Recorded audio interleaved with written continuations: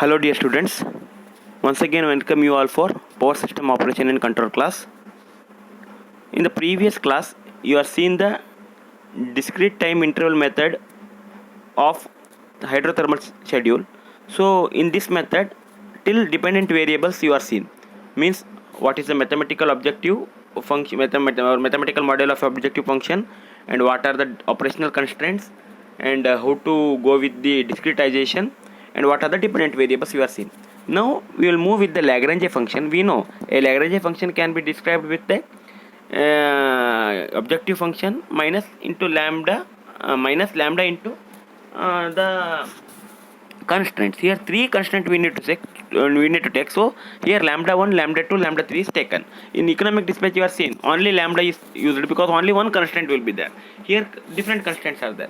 So that's why it is become Lagrange function is equal to summation of f pgt k, that is a fuel cost function of the thermal generation, minus lambda 1 for the first constant, that is power balance equation, pgt plus pgh minus pl loss minus pdk, okay, plus lambda 2 for the second one, water discharge constant. This is s star k minus s star k minus 1 minus q in k plus q naught k, plus lambda 3 regarding the hydro power generation. So this is a Lagrange function. And next is what we need to partial derivation. We need to take the partial derivation of the Lagrange function with respect to the dependent variable. First one is what? First dependent variable is PGT, that is the thermal power generation. If you are going to derive the Lagrange function with respect to PGT, the first function f of PGT by dPGT, no other function, so this is the full derivation. That's why it is df of PGT by dPGT, okay, minus lambda 1 into PGT is there, and with respect to PGT means it is 1. PGH become constant because PGH is not at all depending on the PGT, so that will become 0.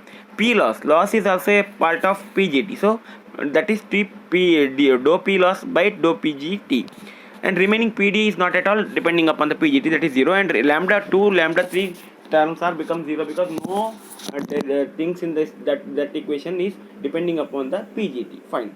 So first derivative is over. Next derivative is with respect to PGH, idle power generation. In this you can see that function objective function will become 0 because no PGH is depending upon the PGT cost, and lambda 1 terms whatever is there, in that only PGH and P loss is coming, remaining term will become 0 because PGT is not at all dependent upon the idle power generation, so it is 0. PGH is 1 minus P loss by PGH, same thing as your previous, and remaining is 0. And coming to lambda 3, PGH, only PGH term is there, that is become derivation become 1, remaining H naught and all that will be going to become 0. So we can write only lambda 3 into 1, so directly lambda 3k minus lambda 1 into whatever we derivated, that is equal to 0. Two things are over. And next one is we need to go for derivative with respect to s star k. If we are going to derivation with respect to s star k, lambda 2 terms is having s star k, lambda 3 term is having s star k. Here one more thing is very clear, s star k and s star k minus 1 is there, means that's what if lambda 2 k and lambda 2 k plus 1, that is k minus 1 is for the one step below, that's why we are taken here k plus 1, okay, and remaining third point is with respect to s star, so we are taken here, and we need to compute this one, d Lagranges with respect to dq naught, then s star 1 is equal to s star 0 plus q in minus q naught raised to 1, these things, okay. Now whatever we got from the equation 5.32, that is Lagrange function, we consider the terms on RHS with respect to k is 1 and substitute for s star 1. S star k is taken. If you replace k with 1, then s star k become s star 1. We will obtain this equation. You can see the equation 5.36 whatever is there, that just see that one, okay. Then substituting the s star 1, we are going to obtain this function. See dou Lagranges divided by or dou Lagranges derivative with respect to dou q naught 1. So the lambda 1 minus lambda 2 raised to 1 minus lambda 3 raised to 1 minus h naught star into the things whatever we are seeing there. Okay, so with equating it to 0, we are going to get the d Lagrange's divided by d q naught k is equal to the equation 5.38. So the optimal solution is reached when the magnitude of the gradient vector is lesser than the tolerance limit. So this is what the discretization of method. What is the algorithm then? Algorithm is, first one is assuming q naught k, and for the q is equal to 2 to n, not for 1. Okay, anyhow you are seeing q for 1, k for 1 is known, remaining we need to assume q naught k for k is equal to 2 to the last interval n. Calculate S star k, PGHK, PGTK and Q01 from the equations, whatever equations you have seen, 5.26 to 5.31, we need to calculate all those values. Then obtaining the lambda 1k, lambda 3k, lambda 2k and lambda 21 for the different equations. Okay, then obtain the gradient vector from the equation 5.38. Just now we are seeing the equation, last equation. Okay, obtaining the value of gradient.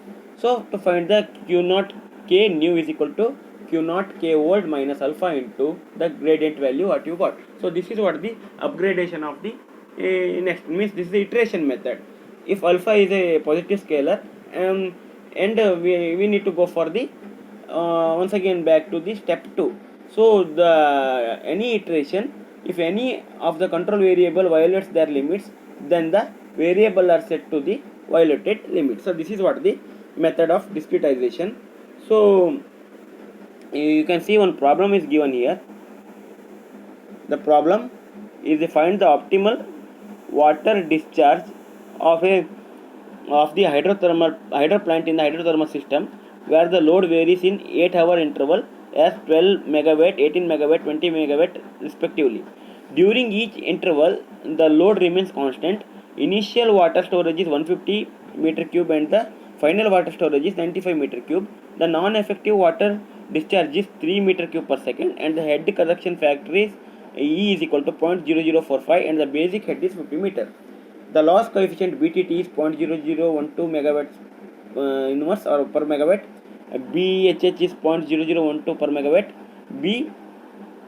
B12, that is BTH, okay, that is 0.01 per megawatt. The incremental fuel cost of the thermal plant is given by DFT by DPGT is 1.11 PGT plus 30 rupees per megawatt hour. The water inflow into the reservoir in 5 meter cube per second for the 3 periods respectively. So this is the given problem, and if you write down the things given, n is 3 periods, s star 0, that is whatever is given in the problem. See, that is the initial water storage, s star 0 is 150 meter cube and final water storage is s star 3 is 95 meter cube. So available water for hydro generation is initial minus final. So 55 meter cube during the day it is available. Rho is 3 meter cube per second. 3 meter cube per second is the non-effective water discharge, and head correction factor is 0.0045.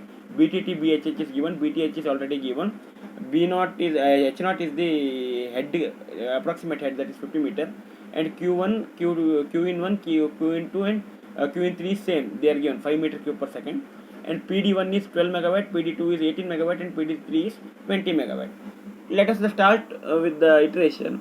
We need to assume the Q02 and Q03. We know what is algorithm steps. This says we need to find Q0 k values for k is equal to 2 to n. So first one we know that need not take only from 2 and 3 here. That is 12 meter cube per second and 25 meter cube per second. Applying the equation in 5.31, we will get the Q01 as 33 meter cube per second.